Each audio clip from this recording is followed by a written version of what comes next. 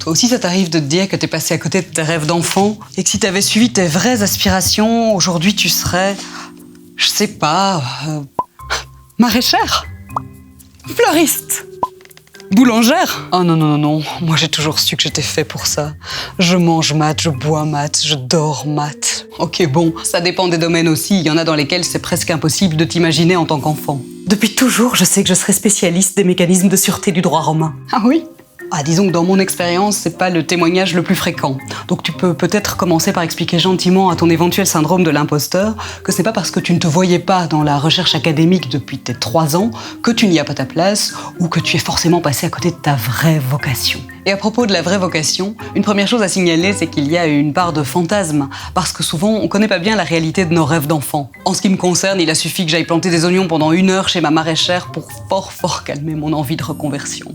Alors oui, c'est un métier passion, qui est plein de sens, et heureusement, parce que sinon, il y a de quoi devenir dingue, entre l'administration, les angoisses financières, la météo qui déraille et les clients qui râlent. Quand une bête est blette, ça m'embête. Un premier point d'attention donc, si le métier de quelqu'un d'autre te paraît génial, c'est peut-être en partie parce que tu ne connais pas grand-chose de ses difficultés. Cela dit, c'est pas parce qu'il y a une part d'idéalisation dans la reconversion professionnelle qu'il faudrait faire taire cette petite voix qui te chuchote. Tu serais tellement mieux ailleurs. Je sais. Elle mérite ton attention, cette petite voix, parce qu'elle veut au moins dire que tu as besoin d'air, que tu manques de recul, que tu ne vois plus le sens de ce que tu fais.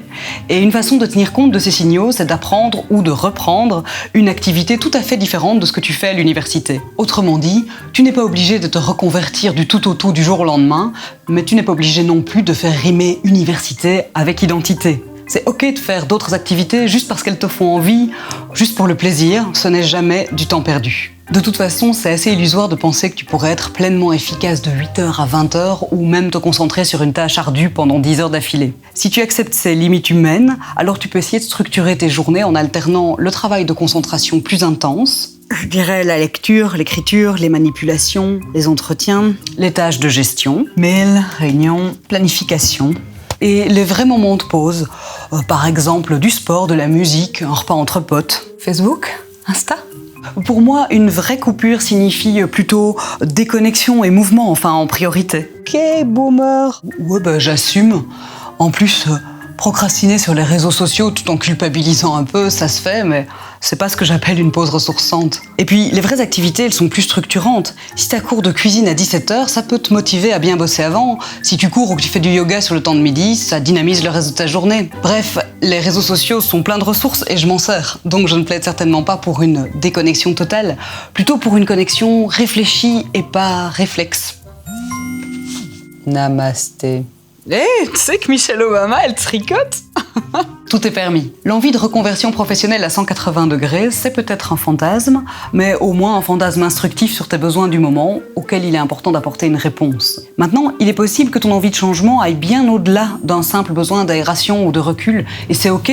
Personne n'est obligé d'avoir une carrière linéaire. Tu peux être chargée de cours et podcasteuse, prof et écrivain, doctorante et performeuse, chercheuse et blogueuse, vice-recteur et acteur. Ce sont des exemples réels. Va voir les notes de l'épisode si tu veux en savoir plus. Oh, mon prof préféré monte un spectacle avec son groupe de rock. Trop bien. Je réserve. Faire de la place à ce qui nourrit ta créativité et ta joie te permettra aussi d'y voir plus clair, de faire le point sur tes aspirations professionnelles, parfois pour confirmer ta volonté de réorientation, mais aussi parfois pour redécouvrir ton travail sous un jour nouveau, y retrouver du sens ou apprécier des avantages dont tu n'avais pas ou plus conscience. Tiens, tu fais toujours des flexi-jobs ? Ouais, j'ai bossé pour un traiteur ce week-end.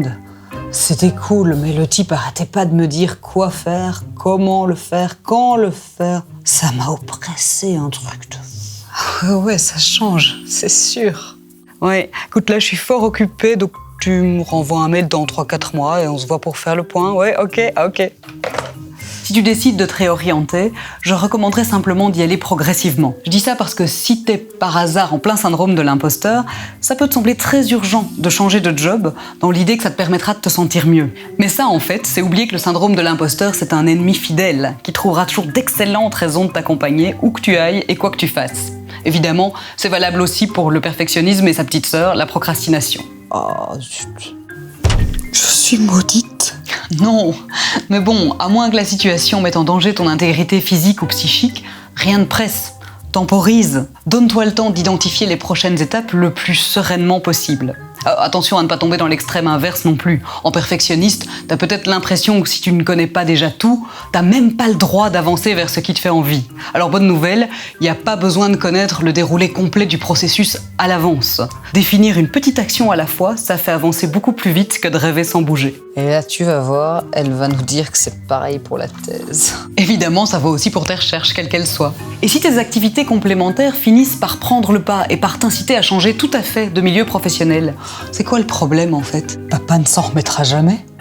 Qui s'inscrivent en thèse alors, hein. Dans mon département, il y a des doctorants de 27 à 77 ans. Hey, coucou Albert, ça va? Ok, affronter le regard des proches, ça peut être très difficile. Et c'est vrai pour beaucoup de tes choix de vie importants. Ton travail, oui, mais aussi tes relations amicales, amoureuses, le fait d'avoir des enfants ou pas, le nombre de tes enfants, ton lieu de vie, tes loisirs, la façon dont tu te nourris, t'habilles, t'épiles. Bref, tu as compris. Quoi que tu fasses, il y aura des tas de gens pour te juger. C'est normal, c'est humain. Alors à choisir, ne t'épuise pas à essayer d'éviter ces jugements, mets plutôt ton énergie dans ce qui te paraît le plus juste pour toi, en t'encourageant toi-même avec toute la gentillesse dont tu es capable. Ouais, mais si je me plante? Mais ça veut dire quoi en fait, se planter? Rater des études? Faire faillite? Avoir l'air ridicule? Entraîner toute ta famille dans la précarité? En fonction de ce qui se cache vraiment derrière la peur de te planter, tu peux sans doute trouver de l'aide et des informations pour t'aider à avancer tout en tenant compte de tes craintes. C'est pas incompatible. Courageuse, mais pas téméraire. Question d'équilibre. Une autre pensée que je trouve très apaisante quand je suis dans l'inconfort de l'inconnu et de l'incompétence, c'est de me dire que je suis là pour apprendre, pour développer un projet qui me tient à cœur et pas pour prouver au monde que j'ai le droit d'exister. Cette distinction entre les objectifs d'apprentissage et de performance, je la tiens de Christine Neff, une psychologue américaine qui a développé le concept d'autocompassion de façon à la fois académique et pragmatique. J'en reparlerai dans un prochain épisode, mais si ça t'intéresse, n'hésite pas à déjà aller lire les références dans les notes. Pour clôturer, je dirais que l'essentiel n'est pas de coller à nos rêves d'enfants, mais de pouvoir encore s'autoriser à rêver comme des enfants, dans les circonstances qui sont les nôtres, maintenant. C'est beau. Ouais, et à propos d'enfants, On en parlera dans le prochain épisode.